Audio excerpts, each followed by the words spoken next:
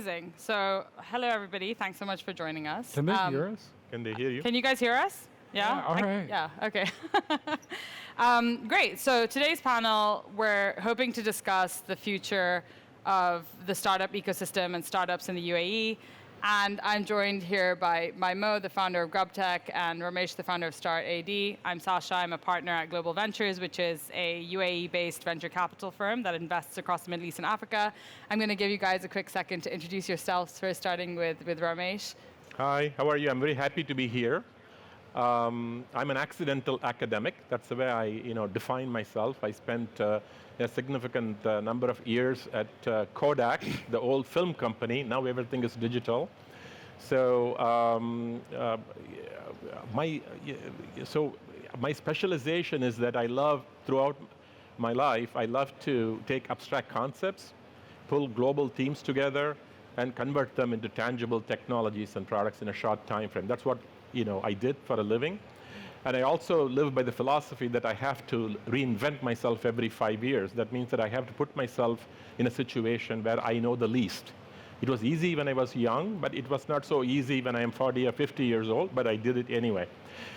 So when this opportunity came along, Envoy Abu Dhabi, I thought I was actually very honored because I'm just a dumb industrial person. Why would they want to hire me in a university of a global nature, right?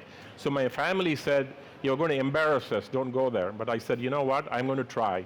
So I showed up here. So I've been here, I was one of the founding faculty members, served as the Associate Dean of Engineering, helped build the engineering department at Envoy Abu Dhabi. In 2016, I was asked to create Start AD. I'll tell you a little bit more about it in a bit. So here I am. Nice to meet you, Ramesh. Yeah, it's a pleasure. Hi guys, my name is Mo. I'm a corporate junkie, for lack of a better word. I started my career in retail, working for big box department stores like Macy's, Bloomingdale's out in New York and Miami. Joined Altair in 2008 and has been responsible for digitizing the retail ecosystem. So some of you guys may know a website called Unas. That was kind of my last startup, and built digital arms for Mamas and Papas, Gap, Bloomingdale's, and many other brick and mortar brands. Did that for about 14 years, and kind of like Ramesh, wanted to suck at something new and ended up starting up a startup digitizing the F&B space 3 years ago called GrubTech with two amazing people that we call co-founders. Thank you. Great. So I think the context is very important here because they're both former corporate people who've been excited enough by what's happening in the local and regional ecosystem to want to jump in. But I'm a history student, and I love to start with a little bit of context. So I think globally we're seeing this macro turndown, and I think that we've seen obviously some really interesting things happen over the last few weeks, whether that's Amazon's reporting or Facebook's layoffs or the FTX stuff, which I have to admit I've been in a bit of a wormhole about over the last few days. And some of our peers who have been visiting the region have sort of said it doesn't feel like the same thing is happening here. So to a certain extent, we've been protected by global oil prices, and we're in this relatively protected, I won't say forever and jinx it, macro environment. And there's some really interesting and exciting things happening here. So I think just from our own portfolio companies, we've learned that the UAE is a really exciting place to start a business, and it's a very interesting talent pool. And it's becoming, very quickly one of the most vibrant and exciting ecosystems in the region and globally. And so I think, on today's panel, I hope to touch upon just a few things sort of linked to that, mainly around talent, like regulation and global positioning. And so I'll start with you, Ramesh, which is, for the audience to get a sense of where the UAE sits in the global innovation landscape, when you were asked to start AD, sort of how did you think about the global landscape, and how did you think about centers of innovation, and where does the UAE sort of fall on that? Yeah, great question. Thank you, Sasha. So I'm a geek, so I like to do my research up front, but I'm also a risk taker. So when I took a look at starting Start AD and being part of the nation building platform, the first question a lot of people ask me is that, why do you think we even have a chance here, right? It's a very small place, Abu Dhabi and the UAE. Then it occurred to me that there are a number of factors that go into catalyzing the growth of an ecosystem. If you take Silicon Valley, for example, Silicon Valley is a small real estate, right? California is also not very big. The thing that triggered it, a lot of people say, is the invention of the integrated circuit, the transistor and so on. But to me, that is just the beginning. The catalyst is the inflow of talent, of engineers, top engineers and scientists in the 1960s and the 70s from India and China. China actually had a national policy of sending the cream of the crop of the talent to Silicon Valley, right? So in summary, the Silicon Valley, if I may, exaggerate a little bit, is built on the backs of Indians and Chinese, the talent, right? So the important thing is that you need a catalyst. The catalyst was the invention of the transistor, and then the inflow of, Silicon Valley did not have the talent. It's the inflow from the global world into that talent space. So I said, okay, so let's look and see what is happening, globally, similar to what happened in Silicon Valley, right? The thing that has happened is the second machine age, the AI, right? So AI, is a great levelizer. What it did is that it democratized the access to the global market, right? The digital platforms, the super apps, and you all know a lot about it, right? So when you look at it, I said, so that is similar to what happened post-World War II with the invention of the transistor.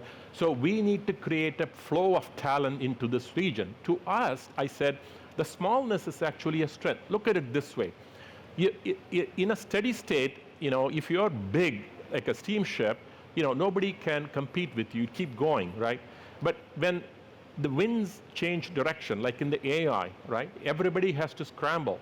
So the steamship is going to have a difficult time to turn because of its mass and momentum, right? But so our size is actually, an apparent lack of legacy for us is actually a strength because we are more agile, right? We can switch. So I felt very confident that we are next door to India and China. And I just recently wrote a paper with a couple of economists and social scientists that actually showed the shift of the center of gravity of AI moving from Palo Alto to Beijing, right?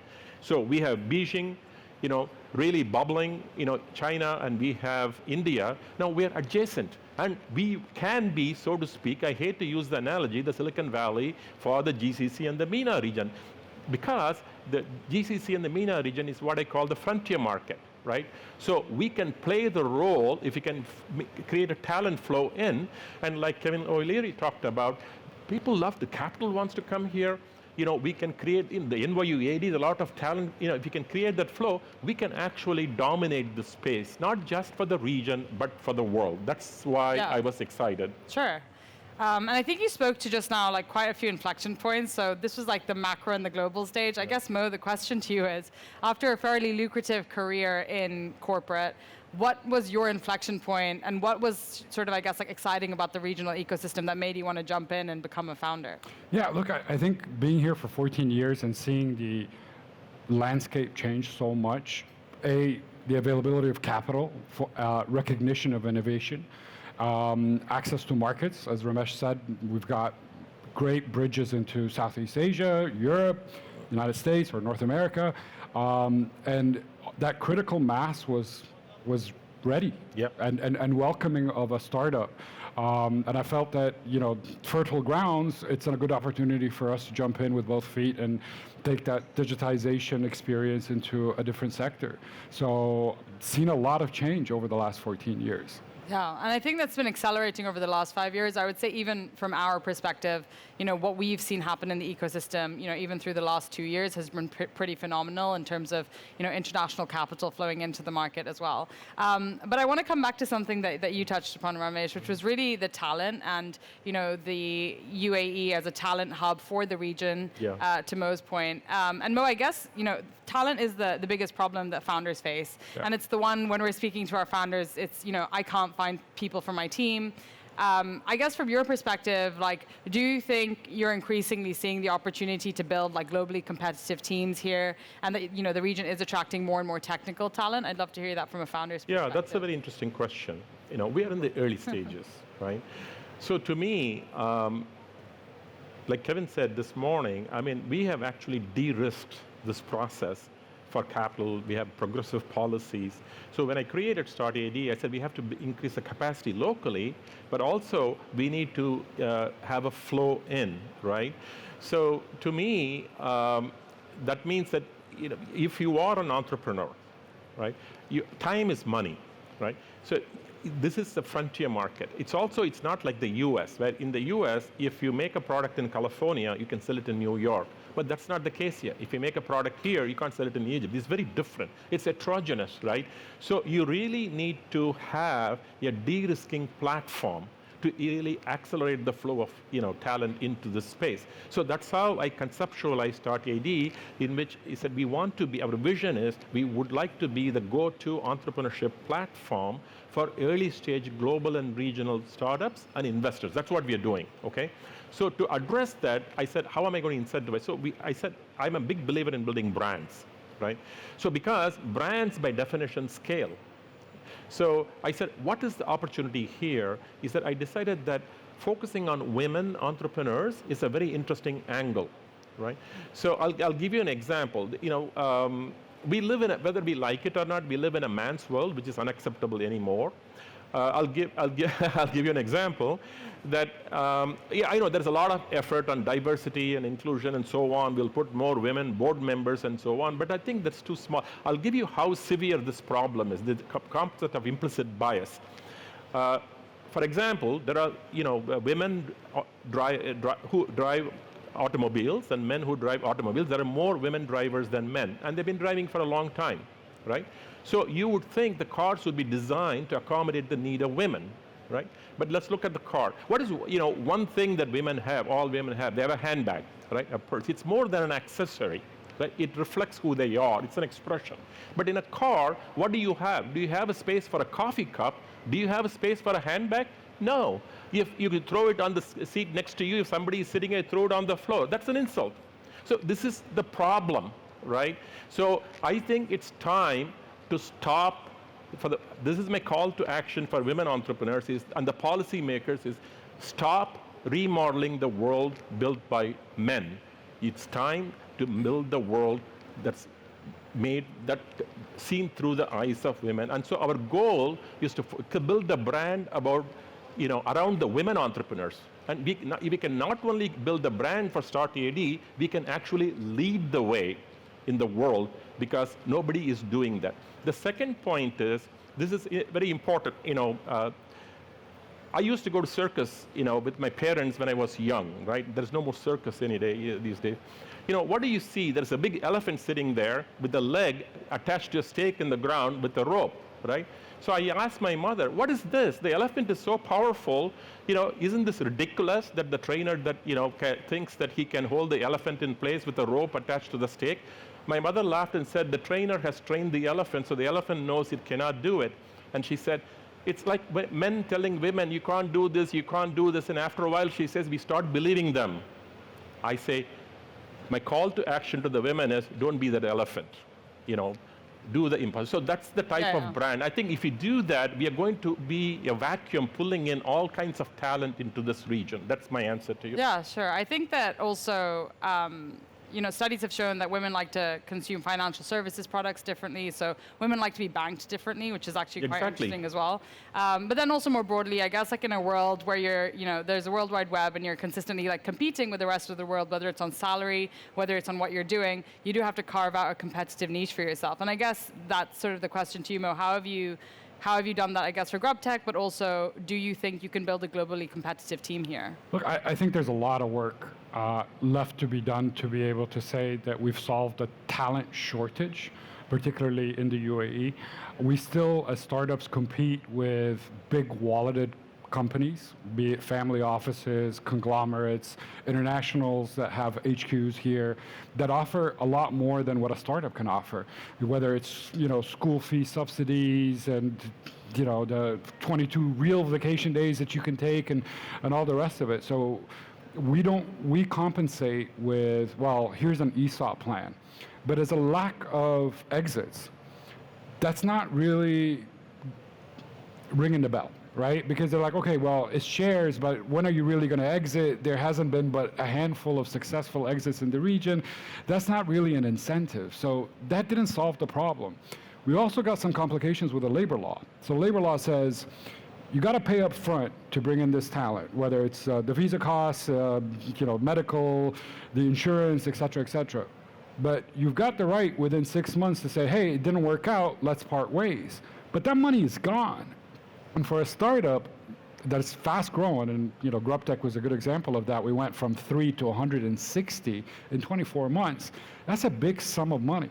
And so you have to kind of go back to, okay, well, how do I attract somebody from joining a Majid Al Futtaim or an Altair and those guys to come in and take a big risk on their career into a very volatile, high-risk startup?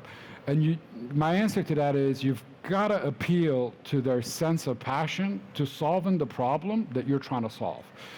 If you strum that in the right way, it's not about money. It becomes about a challenge. It could be about sucking at something new, right? Or reinventing themselves, as kind of Ramesh was saying.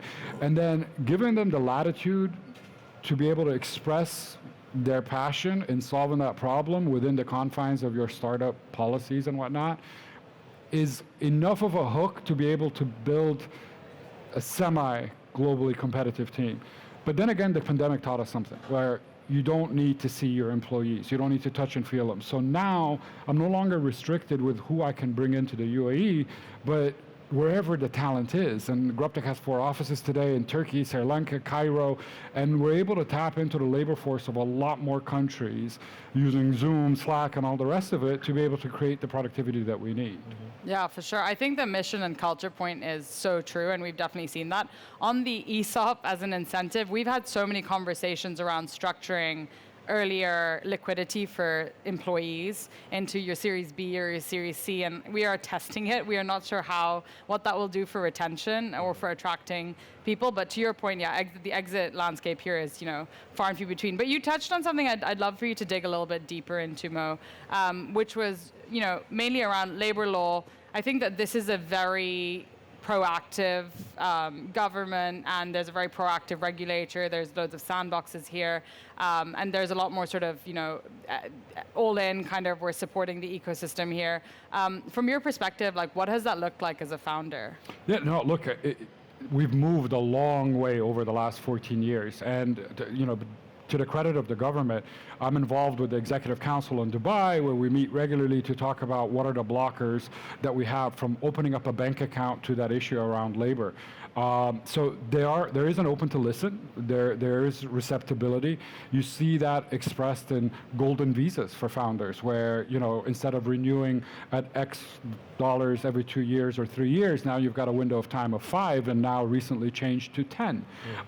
So you are seeing proactive steps to resolving a lot of these blockers, but we're still here, right? I mean, and we need to keep pushing that ball forward to make the change necessary to build the ecosystem that we're looking at building. I think, so my question to you specifically is, as an ecosystem builder who's directly supported by and working with the government, could you just outline for everybody here maybe what some of their objectives and KPIs are and what you guys are working towards? Yeah, thank you. See, when you start something, especially in the innovation space, right? It's very abstract and it's fuzzy and all that. It's very important, and also in the innovation space, in the startup space, there's a lot of failures, right? So we decided that we need to set our goals very clearly and in a measurable way, so that we can actually know if we succeeded or not. A lot of times, you don't know if you have succeeded if you don't know how to measure your success, right? So when we were set up, our mandate is to give them clear goals as to what the nation building platform in the early stage would look like, right? So we went to the drawing board and say, how are we going to convince them that this is happening, right? So we said some of the KPIs are, the first, we had to build a brand. As I said, brands build scale by definition. So he said, how do you measure the brand? That means that if someone is willing to pay for your services, right? That defines that you're building and growing your brand. So that's one thing that we did. So I said, how do you know? So how can you quantify a little bit? So he said, then we set ourselves revenue targets, aggressive revenue targets every year on year. Actually, every year our revenue targets go up by 50 to 60%. So we have been doing that for the last 3 years. So what we are saying is that external stakeholders, companies and corporations, they are coming to us and paying for our services. So to me, I can go to my government funders and say, this is what we are doing and this is what we are doing. That's number one, right? And the second thing is that we want to create a flow. That's what I was saying. You need to have the talent pool coming in. So how good are we doing in doing that is that, so we measure that, in our programs because we are a de-risking platform. So we aggressively created a global network and source global startups that come here, right? So we have so far graduated over 300 global startups through our programs. They are from 24 countries, and we collect data from them, and they say we have deep tech startups coming from Carnegie Mellon who are in the AI space leading the world, right? From UC Berkeley, we have from Mexico, we have from China, and so they all come and tell us, this is an amazing entry point to the GCC, those are some of the things that you have to know if you've succeeded or not. So you should know, so you have to have metrics clearly defined. Yeah, is that answering your question? Yeah, it does. I guess what you're saying is that you're trying to bring the knowledge transfer and all of the excitement. I think we're a little bit short on time, so I just have one quick question to wrap up, which is, given that this is a panel on the future of the startup ecosystem, could I get a prediction from each one of you on what you think is going to happen maybe in the next 2 to 3 years in this ecosystem? Sure. Look, I think it's absolutely clear it's going to suck for the next 24 months. And I'm not trying to sugarcoat it. It's in a positive way, right? In a very positive way. Yeah. It's, you're seeing ripple effects of contagion on crypto, e-commerce, brick and mortar, many, many sectors, and VCs included. But I think that's a necessary prerequisite for the continued growth of the entire ecosystem at a global level. Because companies that are not built on sustainable unit economics need to die. And that capital needs to flow back into companies that are built on strong foundations and strong unit economics to continue to fuel their growth. So those companies are going to do extremely well. VCs have repositioned their North Star. It's not grow at any price. It is actually grow sustainably and with healthy bottom lines, and they will receive the rewards of the spoils of war. So it's hunker down, it's elongate your runway, it is be very, very choosy at what you decide to pursue, and keep a very close eye on unit economics, and I think you'll fare quite well over the next 24 months. That's exactly what we want to hear founders say, so you got that one perfect. What about you, Ramesh? What's your prediction? So I agree with you. I always say, entrepreneurship journey is like a whitewater rafting. You are going to, get thrown in the water all the time. You have to get yourself back on boat, right? That's what we are going to do. And you're going to see more and more of that happening as the ecosystem heats up. It is going to heat up, right? So what I am seeing is that you're going to see a lot more of the early stage companies populating the ecosystem, like the Series A, Series Bs, and the seed stage. That's what's good. That's very, very good, right? And I also think what's going to happen is that we're going to start seeing the signs of deep tech, research commercialization. That is very, very important because, people are going to look up and say, it came from Abu Dhabi, right? That's going to be the cornerstone. I think, so that those are the two things that I see happening. Deep tech, I bet on deep tech any day. I think the first one seemed pessimistic but was optimistic, and I'm quite excited about these two. But thank you guys so much for the conversation. Thank you, guys. And thank Thank you for very much for hearing us out today.